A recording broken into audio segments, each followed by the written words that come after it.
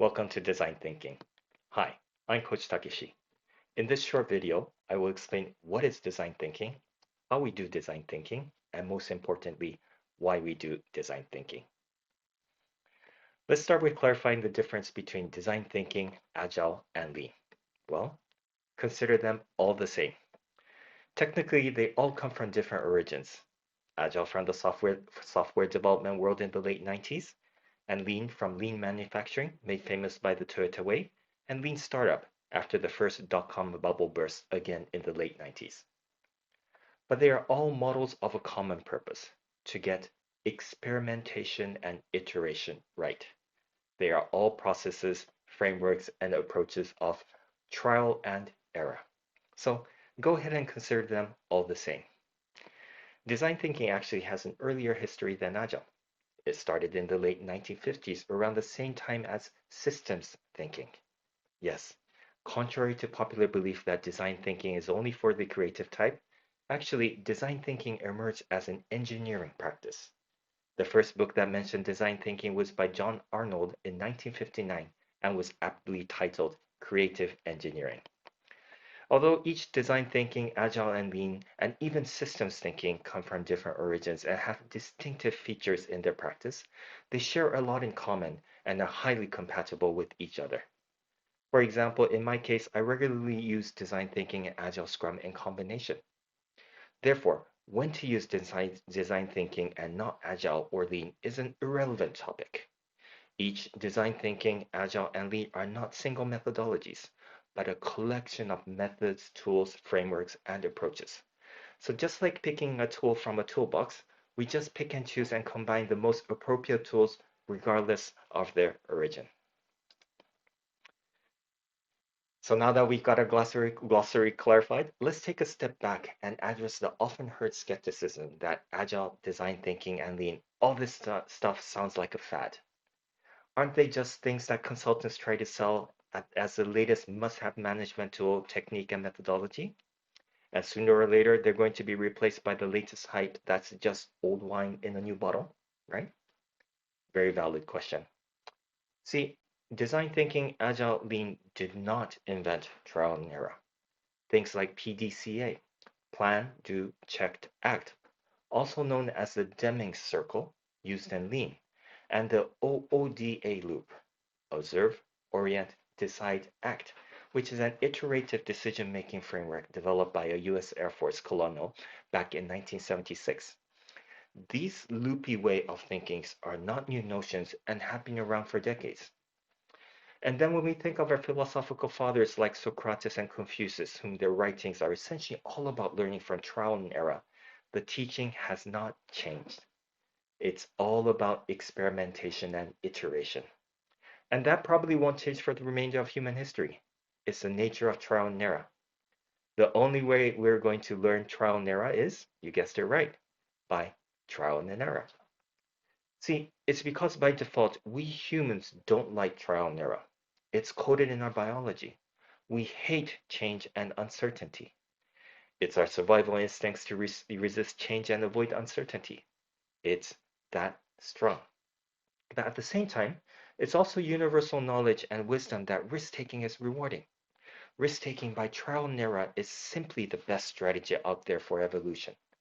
This battle between two opposing forces, resistance to change versus trial and error, we've been doing that for thousands of years and probably longer, and it continues today.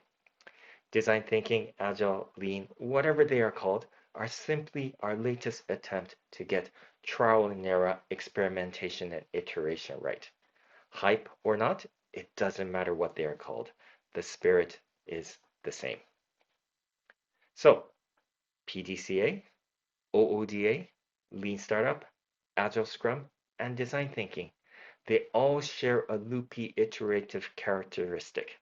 This contrasts to Waterfall, the linear deterministic way of doing things. All of these loopy frameworks are different variations of the same thing, experimentation and iteration. And they share the common objective of addressing shortcomings of what we know as waterfall. Let's take a more detailed look at this in our next session. Why design thinking?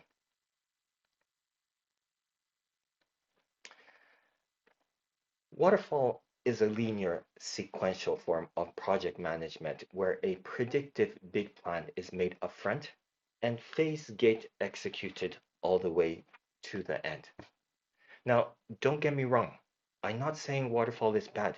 In fact, waterfall is good. We owe modernity to waterfall. Without waterfall, we wouldn't have high rises, bridges, subways, safe air travel, our favorite packs of Danone yogurt and Kellogg cornflakes on supermarket shelves, not even fast food chains like McDonald's and convenience stores like franchises like 7-Eleven. It's a clean, transparent form of project planning and execution that produces stable results in mass quantity. The challenge here is that waterfall is not the best approach to what we call complex adaptive challenges, projects and endeavors of uncertain and ambiguous nature. Pretty much every new product development today is a complex adaptive challenge. Thanks to globalization, Industry 4.0, and the service economy, consumers are offered more choices today. And thanks to social media and the internet, consumer tastes and preference shift and diversify at unbelievable paces. Simply put, it's hard to predict what people want nowadays.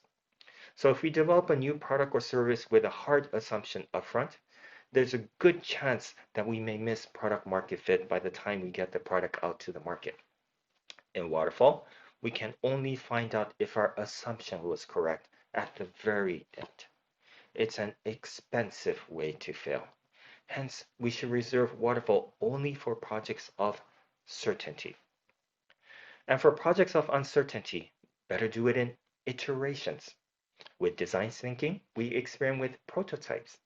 What we think may sell is a hypothesis. Unless we test it with the market, we can't say for sure it will sell.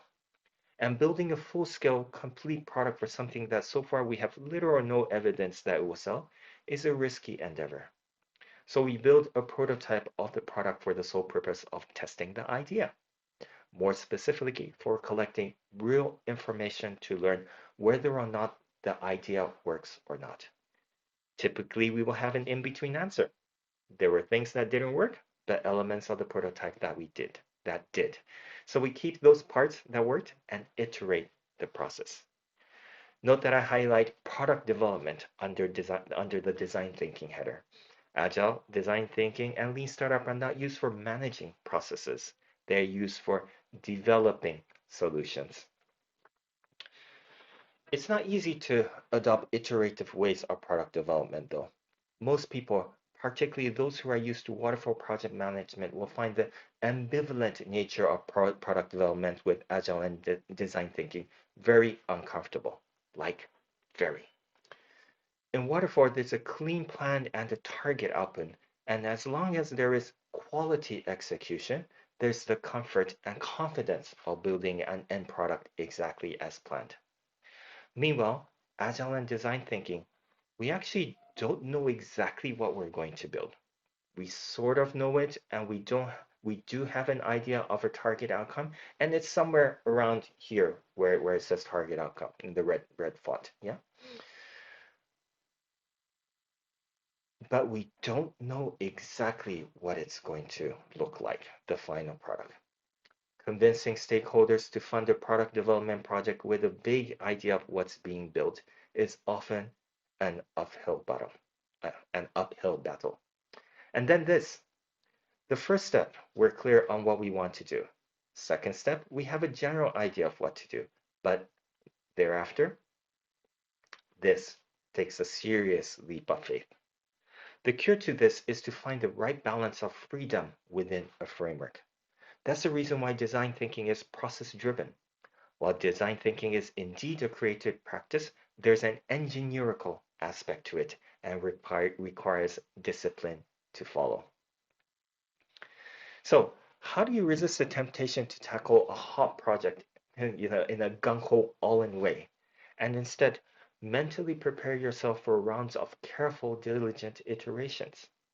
And how do you convince impatient stakeholders that want big results fast and secure to instead sponsor your endeavor with the right supportive mindset? Try making the economic case for innovation by iteration because it's simply smarter. Let's say this example, a hypothetical high risk, high return project. The probability of success is low at only 20%, but expected return on investment is high at 20x. Actually, it's not a bad investment opportunity if you look at the weighted average ROI. It's $100 times 20% times 20, which comes out to $400, a quadruple expected return. This is actually not an uncommon risk return profile. Startup projects um, are like this, and venture capital firms invest in these kind of projects day in and day out. Now, the $400 ROI is based on the assumption that investment is going to be made in one go. Let's look at the scenario where we invest in an incremental, agile way. So invest in 5 goes $20 each, and every iteration we see continuous improvement that contributes to an increased probability of success, I'll say at a rate of 20%. What happens? These are hard assumptions, but not necessarily untrue from reality. As a startup, spending money wisely in increments to build, measure, learn with prototypes and minimum viable products, or MVPs, every iterations, will likely get us closer to product market fit. So if we tally up the improving weighted average IR from each iteration, we end up in this example with an ROI of $1,200. That's 3 times the ROI compared to investing in one go, waterfall like. And the good news is it doesn't stop there, as by the time of the last year iteration, on the assumption that we've nailed product market fit, we get to keep on milking the cow until the market shifts. So iteration de-risks and makes money. Cool, right? Okay, time to talk about how to do design thinking. There are a few variations of design thinking processes. Here, I'll use the Stanford D-School version that goes through a 5-step divergent and convergent process. Step 1 is to diverge on understanding the user with empathize. Step 2, define, is to converge that learning into defining the problem. We diverge again in step 3 with ideate. We then converge the best ideated solutions into a prototype that we create in step 4. Finally, in step 5, we test the prototype with customers and stakeholders and validate if our idea was on, off, or somewhere in between. With those learnings, we iterate. If our idea was on course, great, let's continue. If our idea was off, no worries, let's pivot. And most likely there were good things and bad things about our idea. So let's tweak our idea and try it again. This part is same as lean startup. Build, measure, learn, and persevere, pivot, or tweak. And we repeat until we've nailed product market fit. Again, step 1 is divergent. We empathize to understand the user. Best way to understand a user is to talk to them and listen to them. In design thinking, we listen with empathy. That's because we want to understand the user's real wants and needs. If there is one thing that I've learned from my over a quarter of century life as a marketing professional, is to never believe a customer's wants and needs at face value. Customers often don't know what their real wants and needs are. We marketers learn it the hard way. You respond to a customer request to exactly the spec they've asked, only to receive a lukewarm reception. A good marketer is asked to guess the customer's unconscious desires. And the key to unlocking that is empathy. And of course, lots of trial and error. Empathy maps and POV, point of view statements, are great tools for note taking and thought summarizing in user interviews. Take interview notes with an empathy map. Pay attention to the difference between what you observe and infer. Beyond what the user says and does, make an educated or intuitive guess of, and of course, validate by asking back what they think and feel. And then later on, summarize your thoughts into a point of view statement. Something like, for example, John, a frequent traveler, is in need for a better alarm clock app because his sleep is irregular and sometimes he sleeps through the alarm buzzer. Step 2 is defining the problem. From the point of view statement, we generate a matching question statement that defines the problem. How might we? HMW question formats are particularly useful. In the previous example, the point of view was John, a frequent traveler, is in need of a better alarm clock app because his sleep is irregular and sometimes he sleeps through the alarm buzzer. The how might we statement can be as simple as how might we create an alarm app that will wake him up for sure. In step 3, we ideate solutions. So we go divergent. The importance is to diverge into lots of ideas so that you give yourself many choices. Start with quantity over quality. One of my favorite exercises is something called Crazy 8, where you force to generate 8 ideas in 8 minutes. You'll be surprised how out of the box ideas are born when desperate under time pressure. Continuing with the alarm app solution for jet lag Jason. How about we create an app that buzzes in random ringtones and volumes? Or how about we create an app that automatically texts a wake-up call request message to someone? Or how about we, and so on, we ideate. And then in step 4, we make the hard choice of selecting the one best idea and making it into a prototype that you can test with the user in the final testing stage. There are many ways to prototype. Let's start with prototyping a service model.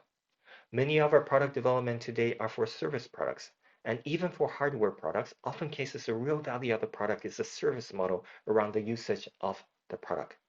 So in this case, let's find a way to demonstrate the service model as a prototype. A storyboard will do the job. Scribble a cartoon sequence, a manga if you are an anime otaku, to visually show the story. It's a great way to get your idea across and test for reactions. If your product or service is delivered in a physical space, try prototyping a store concept. Using 2D or 3D perspective drawings are great ways to demonstrate not only things like in-store marketing campaigns, but also trade show booths and even new patient experiences for medical services. If your product is an app, be careful not to overdo your prototyping. Resist the temptation to jump to creating a hi-fi prototype with fancy software like Adobe Illustrator and XD or mock-up services like InVision. The objective of prototyping is testing. So if a lo-fi sketch version will do, just stick to that. If you need something more interactive, consider making a mid-fight prototype with paper mock-ups. And yes, there's so much joy in crafting paper mock-ups. This is one of the things that I miss from doing design thinking workshops in a face-to-face environment. Nothing beats the fun of seeing a whole bunch of executives rolling up their sleeves and mass consuming cardboards and masking tape. One final word of advice on prototyping. Many of us are OCD and perfectionists, and there's this tendency to go overboard in prototyping. I've seen it many, many times.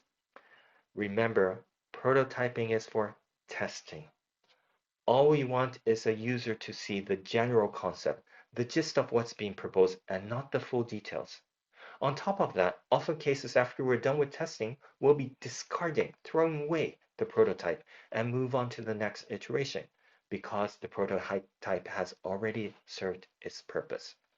So if you end up producing a quality piece of a body, but not the whole picture, that's not going to help. And the work can end up as waste or muda in lean terms.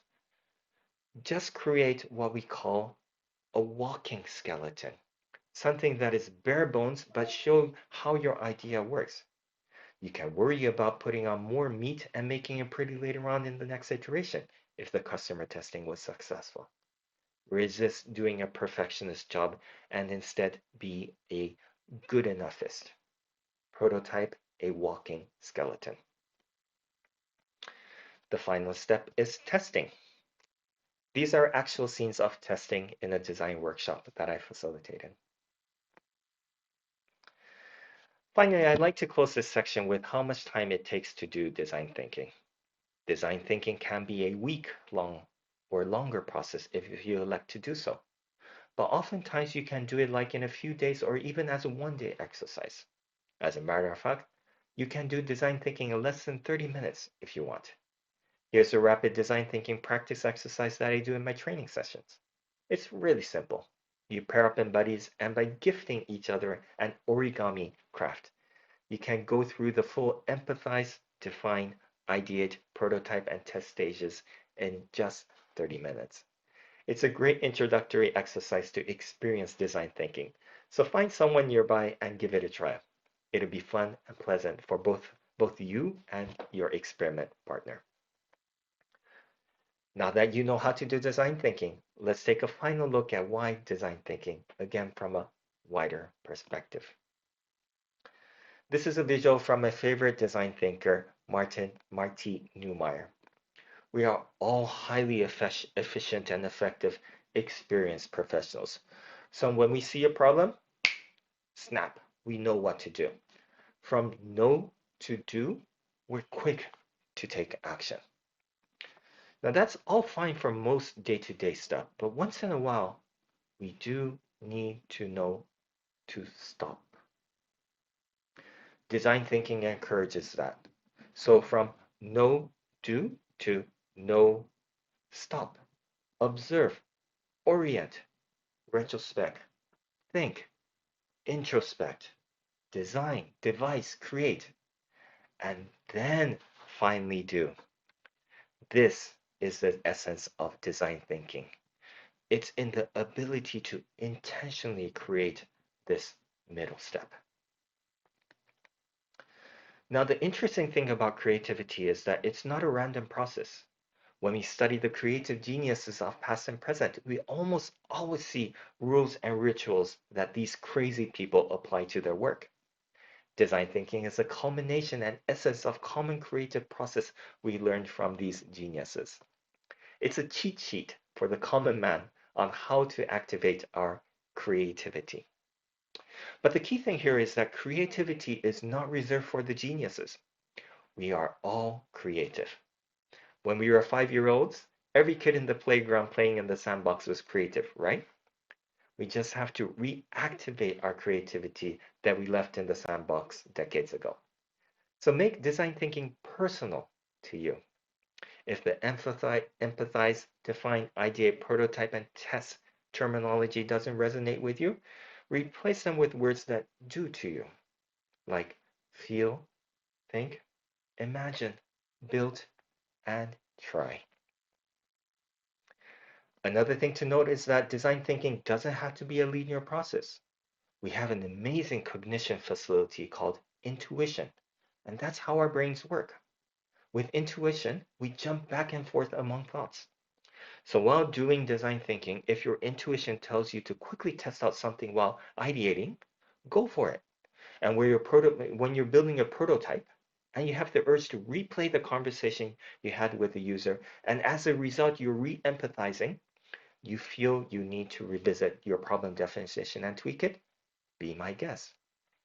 Just because design thinking is process driven doesn't mean you have to always follow the sequence. Break the rules, break a leg. So back to this visual. Many of our failures in the modern context of complexity comes from the application of linear thinking to complex adaptive challenges. In the business world, projects of predictable outcomes are best handled with waterfall. By applying the same method to projects of uncertainty will result in people getting lost, stuck, and frustrated. We need a different way of thinking, and therefore today we are talking about design thinking. The key to making best use of design thinking is to understand what we need to de-learn in our default thinking patterns. For sure, linear thinking is our default thinking pattern. The fact that we are very good at planning and making lists is a proof. We like linear thinking because it is simple and great at keeping us organized. It's a systematic and straightforward way of doing things. The problem is the opportunity cost associated to linear thinking. Are all options explored? Is that the only way? How do I know what's missing? When we generate tunnel vision, we can't see what's beyond. That's an opportunity loss. And that's why we need to de-learn linear thinking. When we are exploring ideas, linear thinking easily gets us stuck. So let's get unstuck with non-linear thinking. Try lateral thinking. Ask what if questions and shift your perspective. Orient and parallel think different scenarios. Try divergent and convergent thinking. This originates from the deductive and inductive logic from ancient Greek times. As you can see from the same visual I use, this is the thinking basis of design thinking. And finally, a thinking pattern I like to call mosaic thinking. Imagine spilling out everything in your brain onto a table. Then take a step back and look at the table and find patterns and connections. You might start generating a heat map. You might uncover bottlenecks. You might start seeing where things can flow. You may be surprised at what you see, and possibly there will be some unexpected great discoveries. Combine these thinking patterns in any way that you wish. And to make de-learning linear thinking and relearning non-linear thinking permanent, practice it every day so that it becomes a habit. Guaranteed, the world will start looking different. I'd like to conclude this session with one final advice. Don't fall into the methodology trap. There are many nonlinear thinking and production tools out there that address shortcomings of waterfall project management and linear thinking in general. The key is to have a toolkit mindset. Learn many mental models. For process tools, you have design thinking, agile scrum, lean, and so on. Learn them all. Internalize them as your knowledge and skill, and make use of them where they are best fitting to your activities. Naturally, you will start combining these tools. For example, I do a lot of design thinking plus Scrum because it simply makes sense. This is all very fine and encouraged. Enjoy learning and expanding your mind.